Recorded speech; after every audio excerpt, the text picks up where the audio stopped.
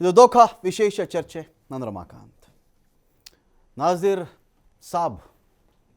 ಸಾಬ್ ಇದ್ದಾರಲ್ಲ, ಇವರು ನೆನ್ನೆ ಗೆದ್ದ ಸಂದರ್ಭದಲ್ಲಿ ಪಾಕಿಸ್ತಾನದ ಪರ ಜಿಂದಾಬಾದ್ ಎನ್ನುವ ಘೋಷಣೆ ಕೂಗಿದ್ರು ಅನ್ನೋ ವಿಚಾರ ರಾಜ್ಯಾದ್ಯಂತ ಕೋಲಾಹಲ ಎಬ್ಬಿಸ್ತಾ ಇದೆ. ಇದು ಹೇಗೆ ಕೂಗಿದ್ರು ಅವರು, ಏನು ಕಥೆ? ಶೂಟ್ ಅಟ್ ಸೈಟ್, ಕಂಡಲ್ಲಿ ಗುಂಡಿಕ್ಬಿಡಿ ಅವ್ರಿಗೆ ಅಂತ ಒಬ್ಬರು, ಈ ಥರದ ಘೋಷಣೆ ಕೂಗಕೂಡದು ಒಬ್ಬರು, ಫೈನ್, ತನಿಖೆ ನಡಿಬೇಕು ಅಂತ ಒಬ್ಬರು. ಅಟ್ ದ ಸೇಮ್ ಟೈಮ್ ಈ ರೂಲ್ ಎಲ್ರಿಗೂ ಅಪ್ಲೈ ಆಗುತ್ತಾ? ಮುಲಾಜೆ ಇಲ್ಲ ಇದರಲ್ಲಿ. ಇದರ ನಡುವೆ ಕಾಂಗ್ರೆಸ್ನ ಪ್ರತಿನಿಧಿ ಇವತ್ತು ನಮ್ಮ ಡಿಬೇಟಲ್ಲಿ ಪಾಲ್ಗೊಳ್ತಾ ಇಲ್ಲ. ಕೇಳಿದ್ವಿ ಯಾಕೆ ಅಂತ ಹೇಳಿ.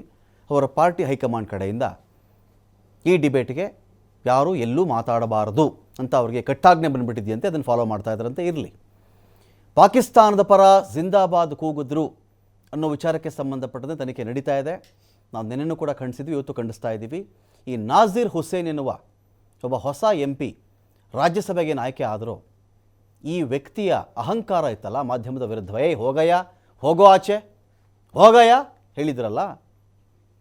ಯಾರಪ್ಪನ ಮನೆ ಸೊತ್ತು ಅಲ್ಲ ವಿಧಾನಸೌಧ. ಮಿಸ್ಟರ್ ನಾಜೀರ್ ಹುಸೇನ್, ವಿಧಾನಸೌಧ ಯಾರಪ್ಪನ ಮನೆ ಸೊತ್ತು ಅಲ್ಲ ರೀ. ಪ್ರಜಾಪ್ರಭುತ್ವ ಅಂದಾಗ ಎಲ್ರಿಗೂ ಸೇರಿದ್ದದು. ಎಲ್ಲರೂ ಓಟ್ ಹಾಕಿದ್ರೆ ನೀವು, ಇಲ್ಲದೇ ಇದ್ದರೆ ಮನೇಲಿರ್ತೀರಿ. 6 ವರ್ಷ 5 ವರ್ಷ ಮನೆಯಿಂದ ಆಚೆ ಬರಲ್ಲ ನೀವು. ಎಲೆಕ್ಷನ್ ಬಂದಾಗ ಏನೋ ಹೇಳ್ಕೊಂಡು ಬರೋದು.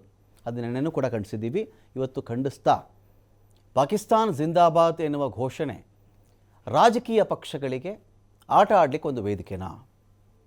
ಈ ಒಂದು ವಿಚಾರದಲ್ಲಿ ಈ ಹಿಂದೆ ಕೂಡ ಮಂಡ್ಯದಲ್ಲಿ ಇದೇ BJP ಕಾರ್ಯಕರ್ತರು ಪಾಕಿಸ್ತಾನ್ ಜಿಂದಾಬಾದ್ ಎಂದಿದ್ದಾಗ ಅದರ ಬಗ್ಗೆ ಏನಾಗಿತ್ತು? ಎಂಥ ತನಿಖೆ ನಡೆದಿತ್ತು? ಯಾರಿಗೆಂಥ ಶಿಕ್ಷೆ ಆಗಿತ್ತು?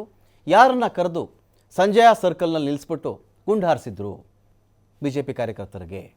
ಇವತ್ತು ಗುಂಡು ಹಾರಿಸ್ಬೇಕು, ನ್ಯಾಯ ಆಯಿತು ಕೇಳ್ತಾ ಇದ್ದಾರಲ್ವ.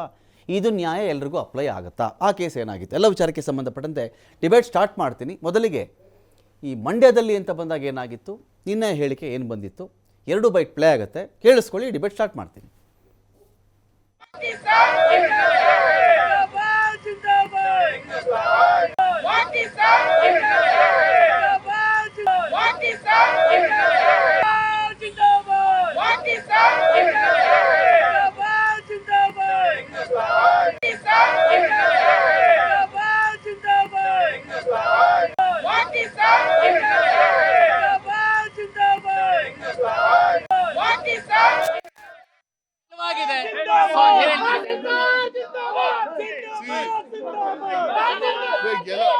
ಗೆಲುವಾಗಿದೆ.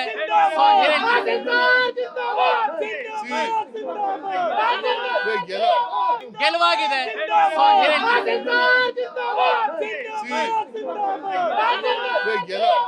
ಗೆಲುವಾಗಿದೆ.